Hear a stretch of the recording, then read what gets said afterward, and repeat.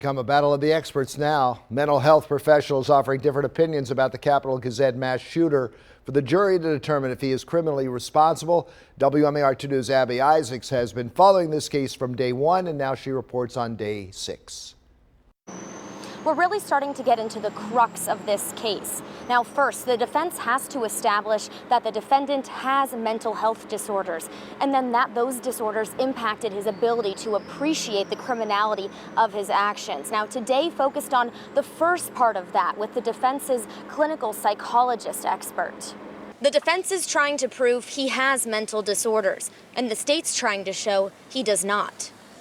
Although the jury has yet to hear directly from the state's mental health expert who found the defendant to be legally sane at the time of the crime, the state's attorney continually referenced his report when cross-examining the defense's expert, who diagnosed the defendant with 3 mental health disorders. The expert described some of the gunman's behavior as very bizarre when explaining how she came to her diagnosis of OCD, delusional disorder, and autism spectrum disorder. But state's attorney Ann Colt-Litis asked lots of questions about his activities and personal life, trying to show the jury he does not have those disorders. She also presented a slideshow outlining the differences in the mental health reports.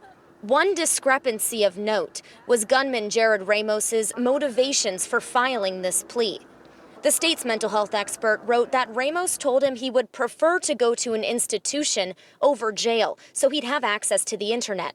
However, the defense's expert witness said she doesn't think he cares whether he wins this case or not. At one point, the expert answered the defendant knew what he was going to do at the Capital Gazette was a crime, which is about as far as the expert can go, says a University of Baltimore associate professor of law. The expert is not allowed to draw the ultimate conclusion of whether the defendant was sane or insane at the time of the criminal act. The jury does that.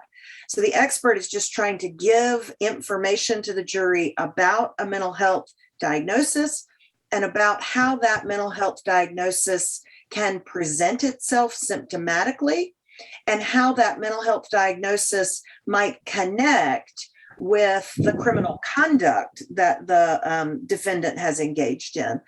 This afternoon, the jury heard from another defense expert witness about his mental health, saying the combination of disorders he has is dangerous, and it impacted his ability to appreciate the criminality of his actions. Ultimately, that's what the jury will decide.